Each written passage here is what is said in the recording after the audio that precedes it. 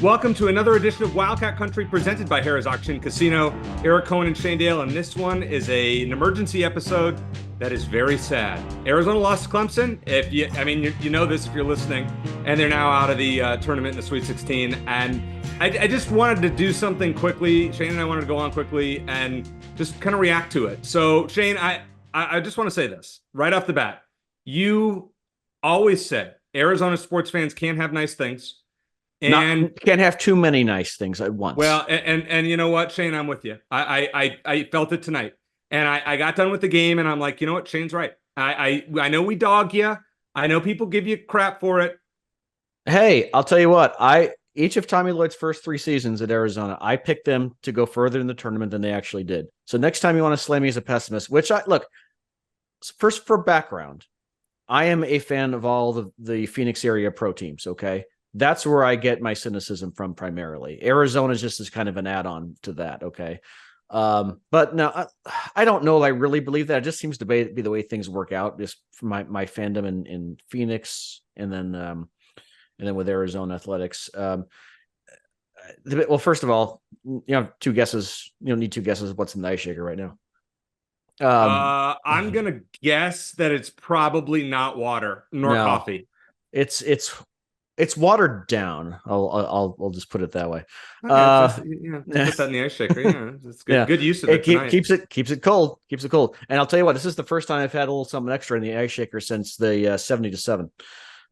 We did a little live. Is that stream. right? Yeah, it's true. I think. Yeah, I think so. You know, Shane, it's funny. I'm sitting here. I'm looking up scores because I just didn't want to see it. I already deleted the tournament app. It's gone. Yeah, I as much as somebody who loves tournament, both of us love the tournament. I love betting on it. Yeah. Tonight, I just can't look. Well, so here, the question right now, and the big talker right now on social media, and I'm sure we'll keep talking about it, is Tommy Lloyd just not cut out to be to be an NCAA tournament coach? Is he a great a regular season coach, not a great NCAA tournament coach? And we've gone back and forth on this, and a lot of people are saying, look, he just is, he doesn't adjust, he doesn't.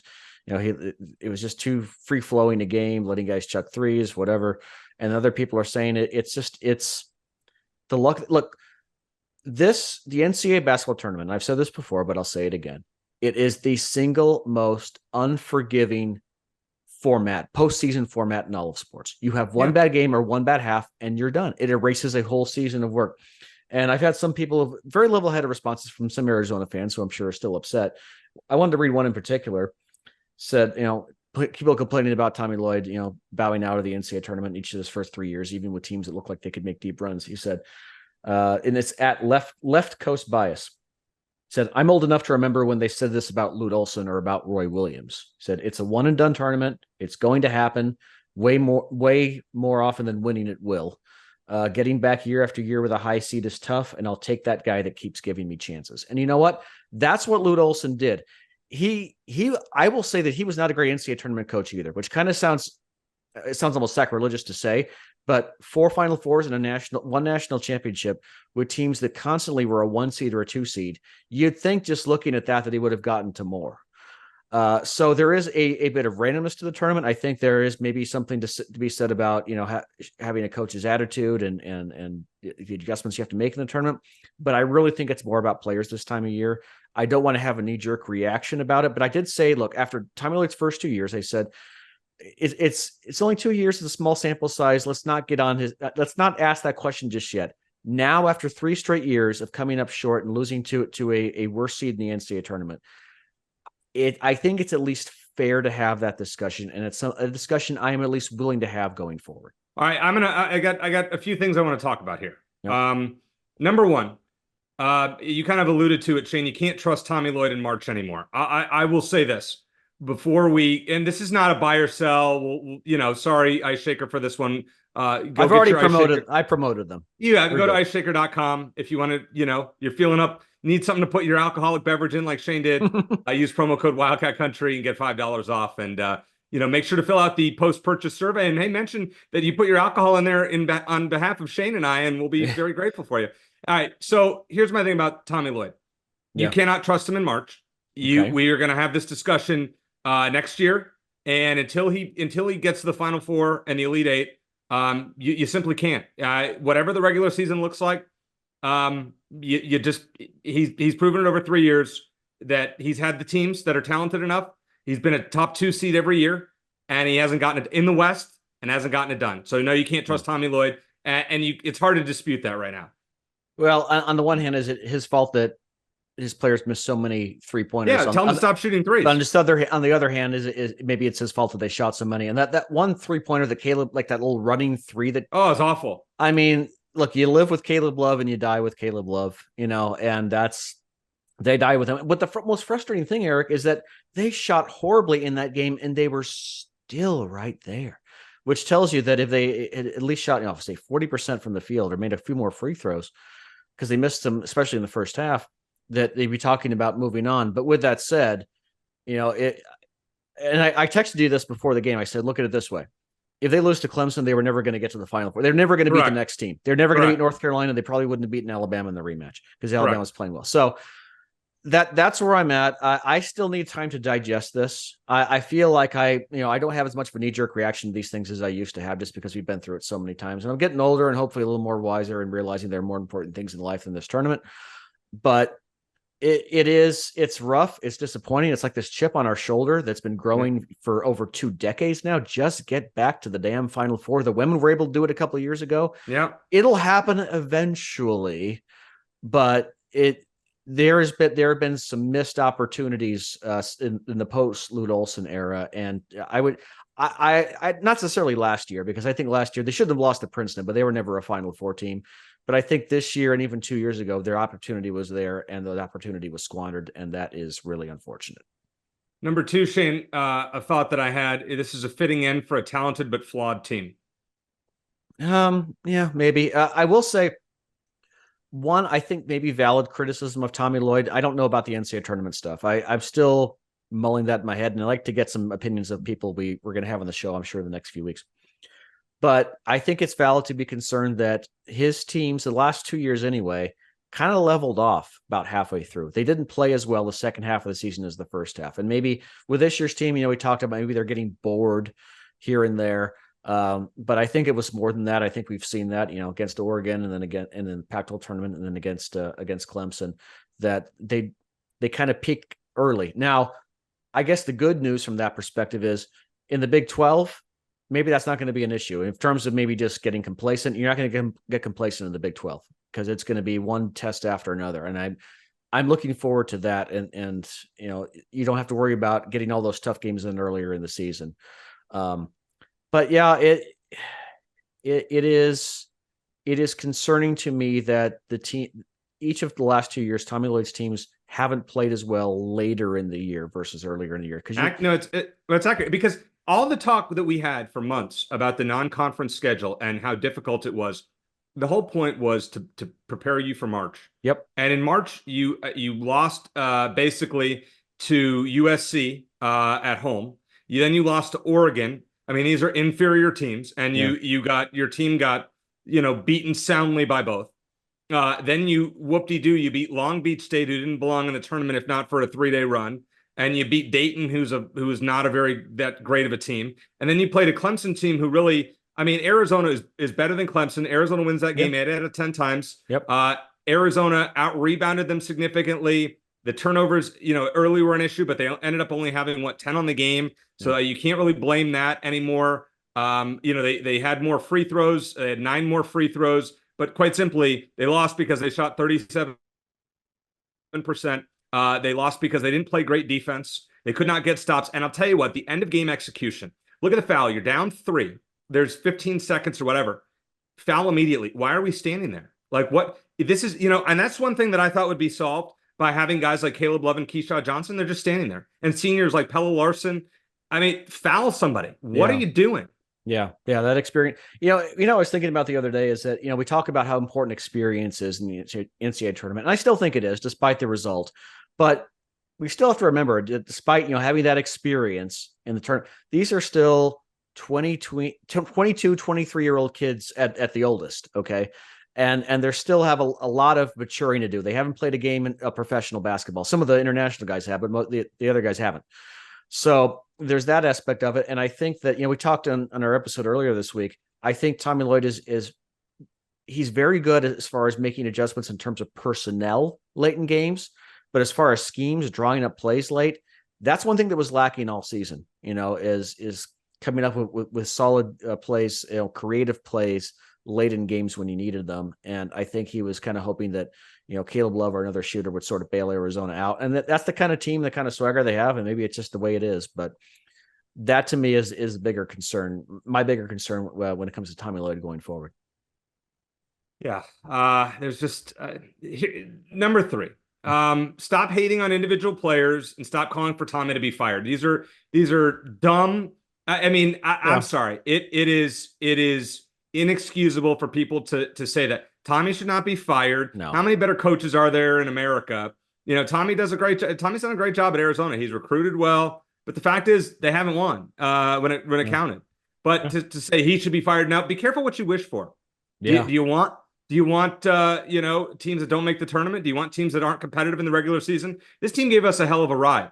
And stop saying this guy, it's Pella's fault, it's Love's fault. No, they didn't play well. I mean, clearly, Caleb Love was 0 of 9 from three-point range. He was like, 5 of 18. Pella was not very good on defense. There's too many missed layups once again. But I appreciate what he did during his 4 years at Arizona. He was great. Yeah. And so anybody that has those knee-jerk reactions, I'm not here for it.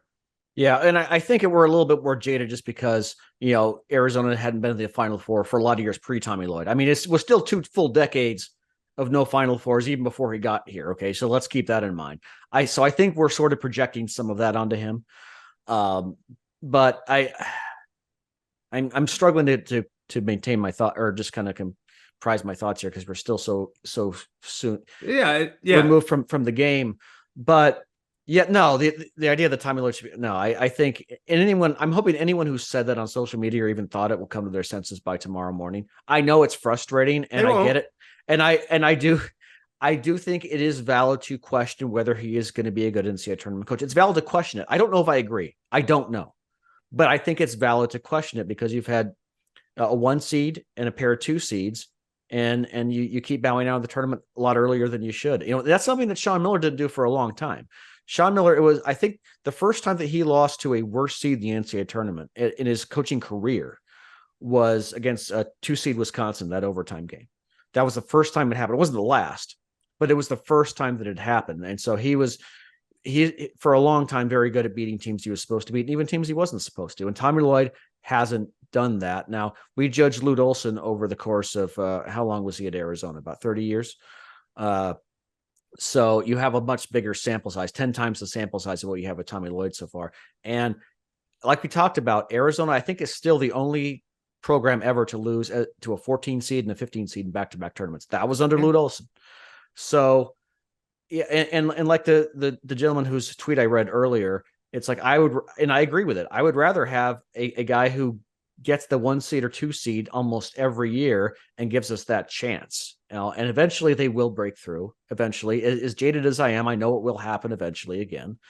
It didn't happen this year. You can't say that. I want to think you're right, but I cannot say that right now. Am I being more optimistic than you right now? Yeah, you are. Okay. Shane, I'm telling you what, we can have great regular seasons going forward. We're the regular season kings. Yeah, and Big 12 is going to be fascinating. The games every weekend are going to be great games. Yeah. With that said, you cannot, when the tournament starts, you can't feel confident about Tommy Lloyd. Danny Hurley, for example, you're like, UConn is going to roll, and they do. They destroy people. Arizona had a talented team. They were number 1 for a week or two this season, and they bowed out in the Sweet 16. They are not one of the top 8 teams in the country, and there is no way to justify that. No. They got a great draw with a Clemson team, Shane. This is not that good. I mean, Clemson, I'm sorry. They played a good game, and Arizona had a really bad shooting night. But Arizona wins this game 8 out of 10. Yeah. They're more talented. Well, like I said, with the tournament format, if this were best of 5, they would have won in 4 or 5 games, maybe 5. Best of 7, they would have won in 5 or 6. It's best of 1. And it's the way it is. If the tournament format was a best of 5, Arizona would have a lot more Final Fours in its history than it does.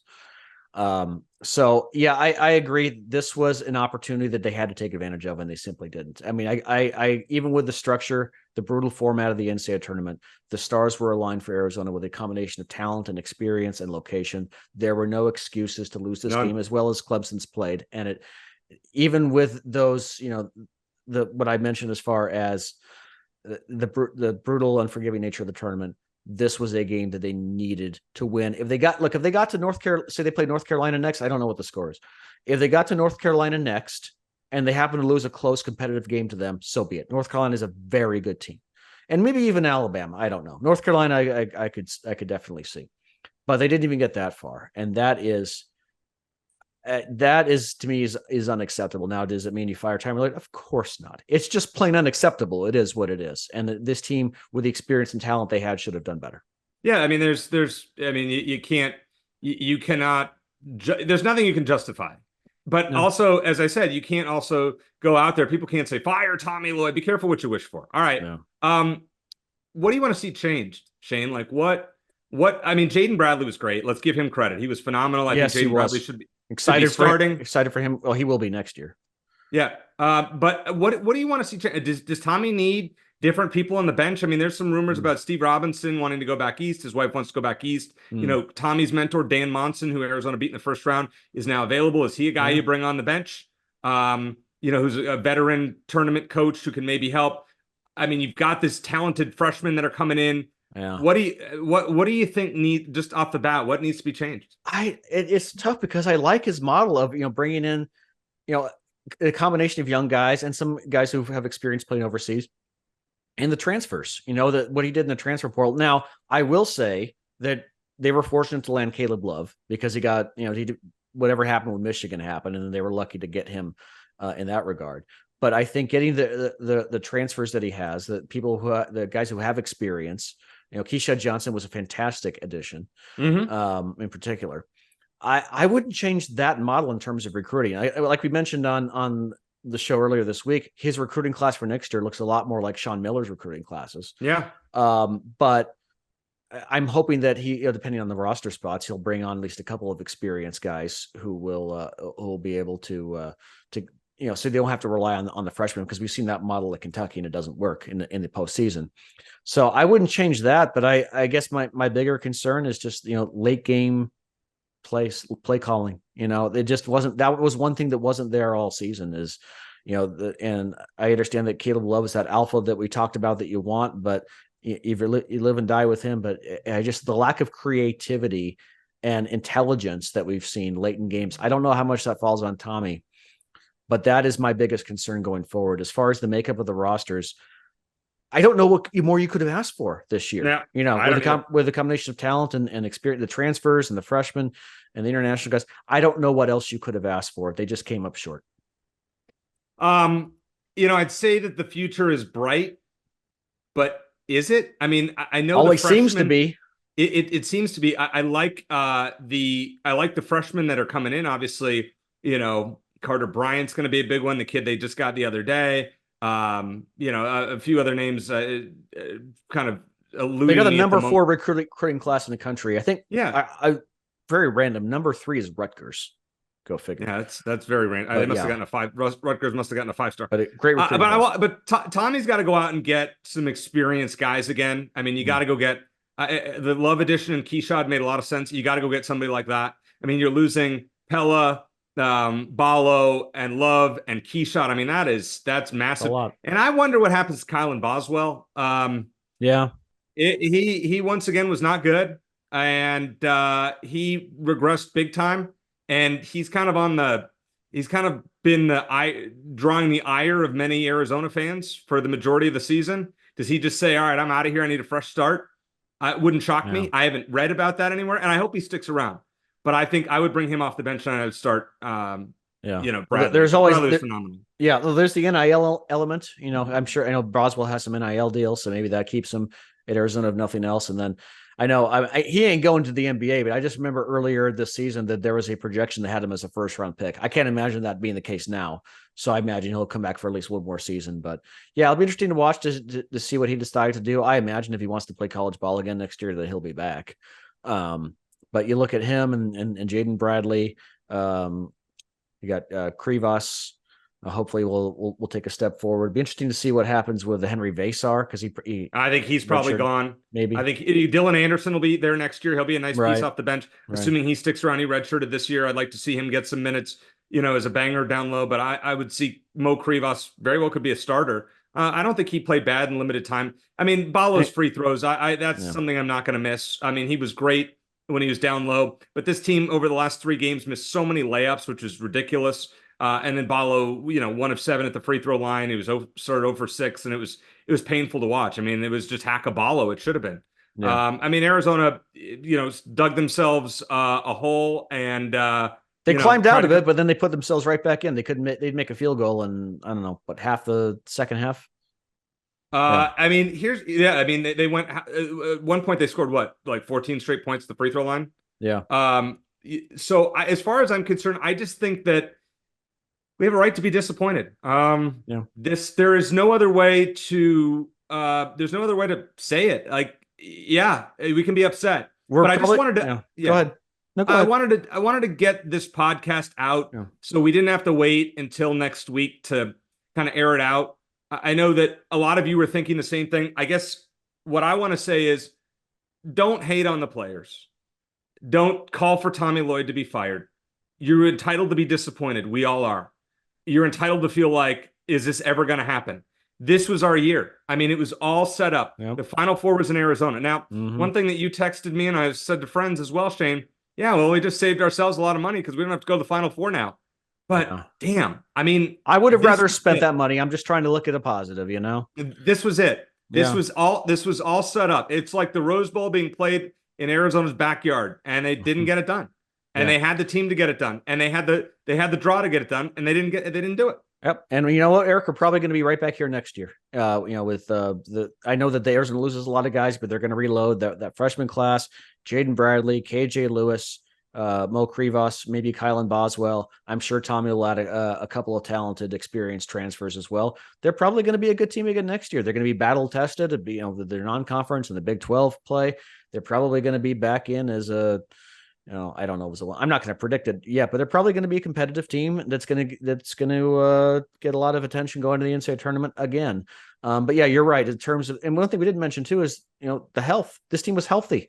It's rare to get through a whole season with none of your guys missing any time, and they had that as well. So who knows if the stars are going to align again? But maybe Arizona's fated to get to their next Final Four the same way they did in '97 when no one expected it. And everyone thought they were going to be better next year. Maybe that's the team that's finally going to break through, is the team with lower expectations that goes in as a 4 or 5 seed and runs the table. Who knows? But good chance you and I are going to be back here again doing this next year. And I think it's just about football season, isn't it? Yeah, I want to say this. We had the last 7 months that we've had between Arizona football and Arizona basketball has been magical. I mean, it was. I mean, up until tonight, we had a hell of a run. Obviously, there's always going to be some dips in the road, but I mean, Arizona football finished number 11, and Arizona basketball's top 10. Football might actually finish higher than the men's basketball team, and when it's all said and done. Yeah. Thereabouts. But regardless, I mean, we've had a hell of a run, Shane. It's been great. We can't. There's so many other schools that would have taken what we have. And I know we're all disappointed, and we're going to be disappointed about how this basketball season ended. We all had higher aspirations.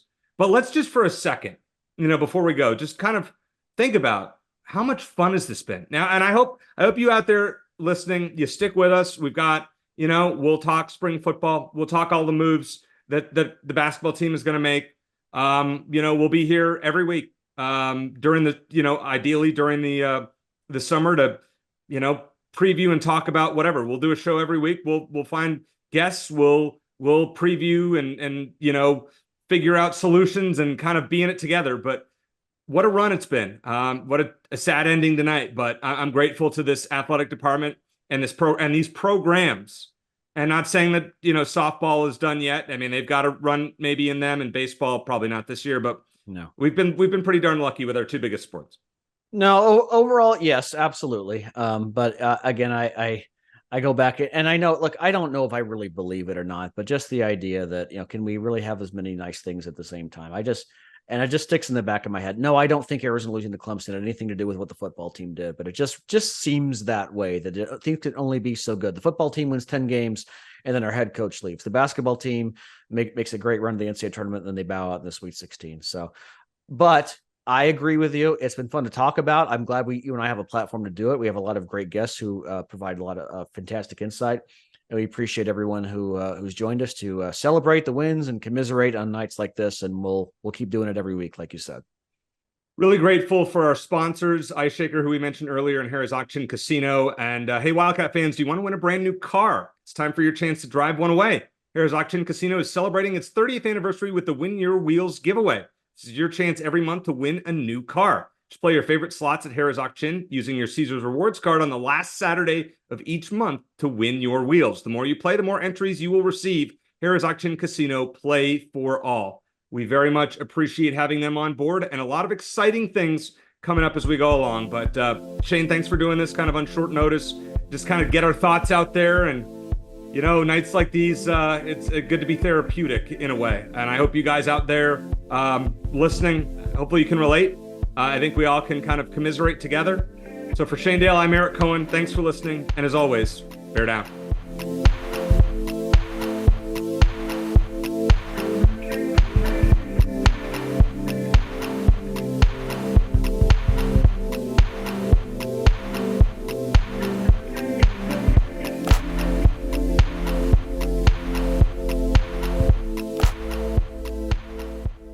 What's up, Wildcat Country? Chris Gronkowski here, and I'm at the Ice Shaker Warehouse, the proud sponsor of the Wildcat Country podcast. And I got something new and exciting to show you. We're talking about the 4D printed University of Arizona shaker bottles with the Legacy Championships on it. Check it out now at iceshaker.com. Discover more Play for All at Harrah's Auction Casino. Hi folks, here are your drinks. Where having fun means racking up reward credits with the Caesars Rewards loyalty program that can be redeemed for food, free play, hotel stays, and more. Not only here in the city of Maricopa, but also at more than 50 Caesars properties coast to coast. From Harrah's Las Vegas to Caesars Palace in Atlantic City. What are you waiting for? Play for All at Harrah's Auction Casino, the official sponsor of Play.